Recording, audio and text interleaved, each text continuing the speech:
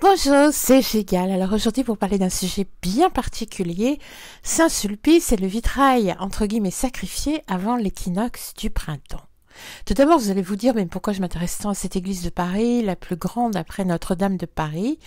Je pourrais vous dire, pour les incroyables tableaux de Delacroix qui s'y trouvent, celui-ci ayant un grand lien avec l'Égypte, et ça je vous en parlerai une autre fois, et pour l'existence d'un souterrain, il y en a plusieurs.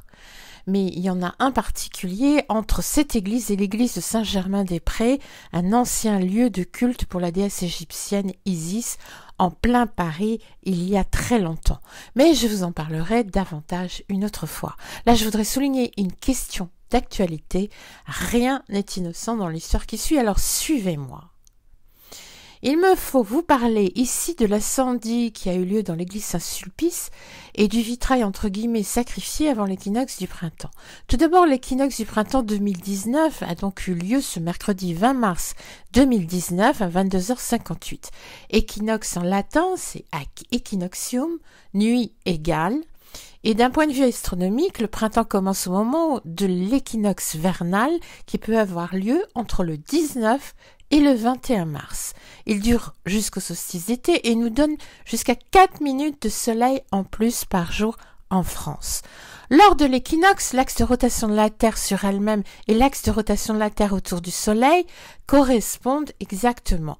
L'axe de rotation de la Terre est naturellement incliné de 23°4 par rapport au plan de son orbite et il faut en effet 365 jours, 5 heures et 46 minutes pour que nous ayons fait le tour complet du soleil, d'où les années bissextiles pour récupérer ces heures qui s'accumulent, les virgules, tout ce qui est après la virgule est 365 et d'où l'irrégularité de la date du printemps chaque année.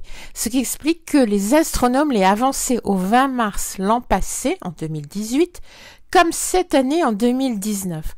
Retenez bien cette histoire d'équinoxe, nous allons y revenir.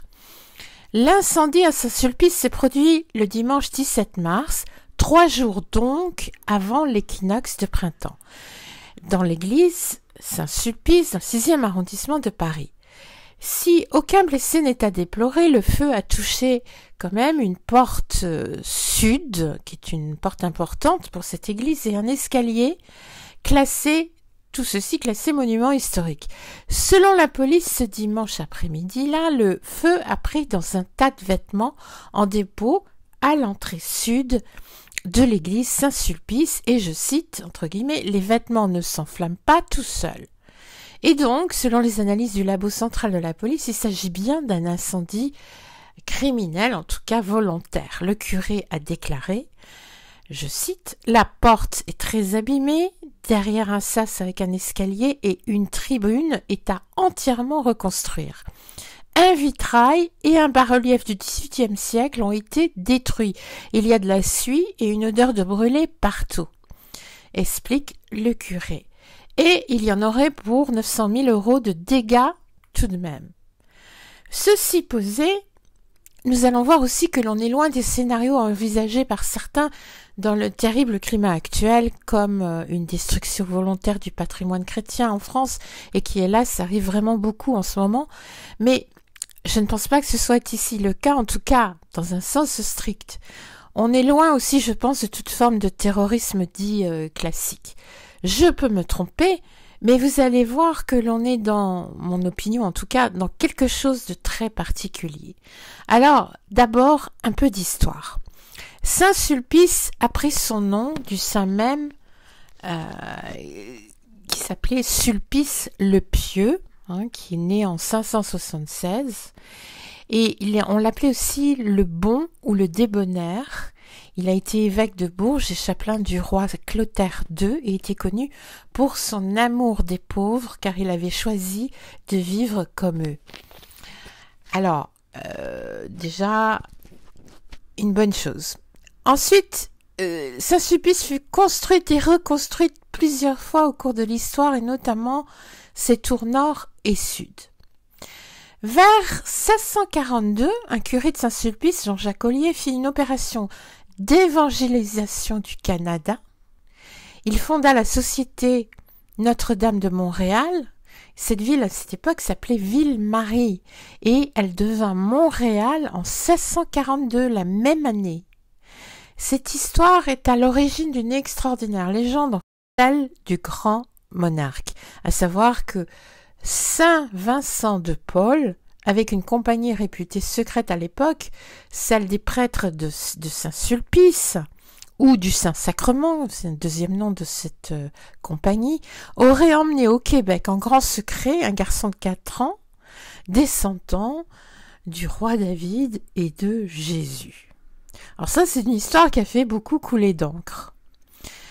Ensuite, c'était juste pour vous mentionner ça. Ensuite, elle fut 2 fois le cadre, l'église de Saint-Sulpice, du grand projet anti-esclavagiste en 1888, lors d'une conférence concernant l'esclavage en Afrique, et présidée par un cardinal français en septembre 1890, et elle a accueilli les représentants de divers pays d'Europe et d'outre-mer en présence du pape, enfin en tout cas sous le patronat du pape Léon XIII.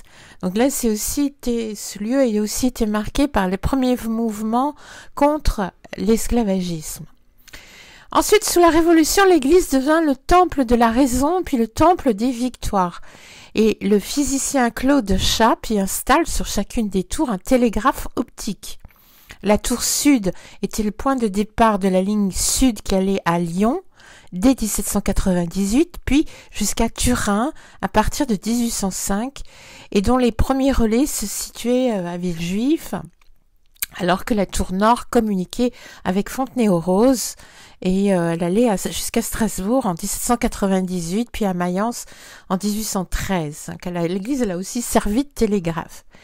Elle fut aussi le lieu de mariages de célébrités comme celui de Victor Hugo et Adèle Fouché, de Camille et Lucie Desmoulins, etc. Et on y trouve des sépultures de beaucoup de prêtres et de célébrités aussi. Alors maintenant, parlons de ce qui nous intéresse.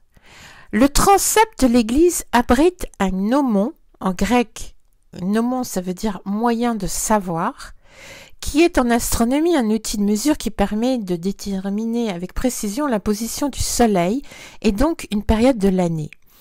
Le dispositif a été installé au XVIIIe siècle par les savants de l'Observatoire de Paris et tout ça à la demande du curé de Saint-Sulpice qui voulait absolument la date de l'équinoxe de mars parce que pour lui c'était important pour déterminer la fête de Pâques. L'astronome qui s'en est occupé a réussi à déterminer avec grande précision la lente diminution de l'inclinaison de l'écliptique sur le plan de l'équateur, c'est-à-dire le changement de l'inclinaison de l'axe de la Terre sur son orbite. Une valeur actuellement de moins 0,469 secondes par an. Le gnomon a 2 choses dans cette église. Un dispositif pour isoler un rayon de soleil qu'on appelle l'œilleton, qui est une plaque de métal percée d'un trou et incrustée à droite sur le vitrail sud du transept, juste au-dessus du vitrail complètement carbonisé en premier lieu et qu'on visait sans doute dans cet incendie et qui est probablement abîmé car l'œilleton se trouve tout en bas. Et le deuxième, c'est la bande de laiton qui matérialise un méridien nord-sud qui est incrusté dans le sol et qui remonte vers le haut dans l'obélix du mur nord du transept. Ce méridien est marqué de 4 graduations. Un au sud par une dalle gravée qui signale l'endroit où le rayon de soleil croise le méridien à midi lors du solstice d'été. 2, une autre graduation signalée par une ellipse en laiton qui marque l'endroit où le rayon de soleil croise le méridien à midi lors des équinoxes d'automne, septembre et de printemps, mars, ce qui nous intéresse donc. Et puis, les graduations 3 et 4 sur l'obélix pour nous indiquer le solstice d'hiver. Bref, c'est bien le vitrail inférieur, au-dessus de la porte monumentale du transept sud, rue Palatine, qui a été très fortement endommagé par un incendie vraisemblablement criminel le 17 mars 2019. Juste au-dessus de celui qui avait l'œilleton et permettait les mesures. Même si celui-ci avait déjà été endommagé avant l'incendie, on voyait quand même une ligne floue de lumière sur le sol le moment venu. Mais aujourd'hui, après cet incendie, que voit-on? Sans doute plus grand-chose. Or, comme selon les médias principaux, je cite, l'origine accidentelle d'une défaillance électrique ou technique ou d'une négligence est écartée, qui avait donc intérêt à ce qu'on ne puisse plus voir le marquage lumineux précis de l'équinoxe de Mars, c'est-à-dire un changement possible de l'inclinaison de l'axe terrestre, étonnant pour ceux qui comprennent. Même si l'obliquité oscille régulièrement. Voilà juste une petite question qui mérite d'être creusée, ne croyez-vous pas?